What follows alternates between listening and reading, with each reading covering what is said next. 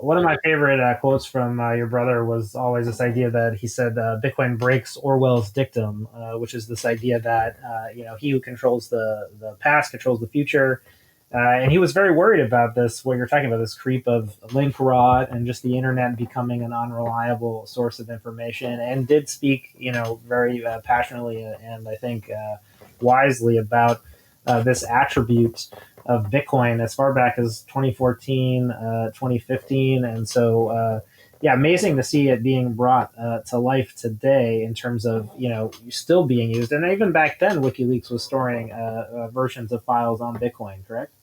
Yeah, I don't know the history if they were storing versions of file. I knew they were using some encrypted hashes and things like that.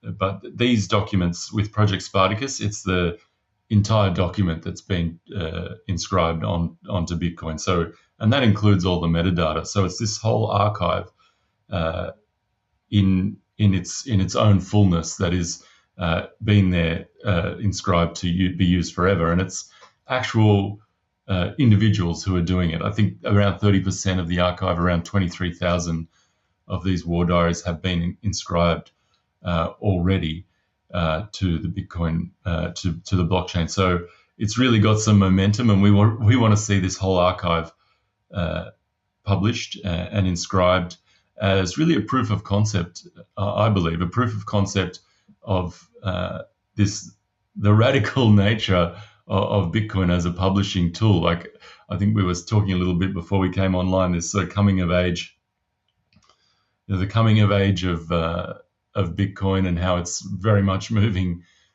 into the mainstream, and people often forget where it's come from and what it actually is capable of doing, being this uncensorable tool, not just for financial transactions, but also publishing. And WikiLeaks was the first, we touched on it briefly, but WikiLeaks was the first proof of concept of Bitcoin as a totally uncensorable money.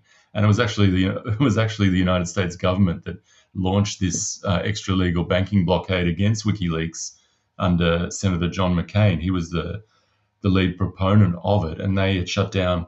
WikiLeaks relied on donations. They had shut down Visa, Mastercard, their PayPal. Julian's personal bank accounts were all closed down, like a proper debanking. Right? People talk about debanking these days, but this was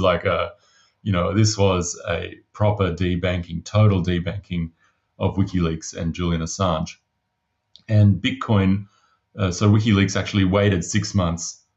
There was lots of chatter. Oh, WikiLeaks should turn to Bitcoin, and Satoshi actually posted that they shouldn't. Bitcoin is a beta technology. They shouldn't be moving to Bitcoin.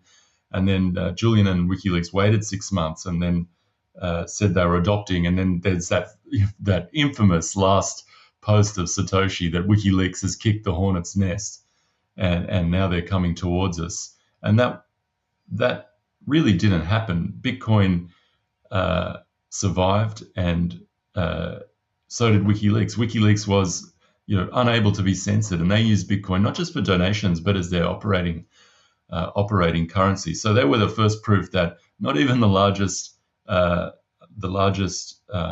government in the world could shut down the Bitcoin network, and that was back in 2010, 2011. So I think it's very important to remember where we've come from there, and now with this next aspect, this aspect of publishing, it can't be stopped. We're publishing these files to the Bitcoin block. Well, users, Bitcoiners, are publishing these files, and nobody can stop them.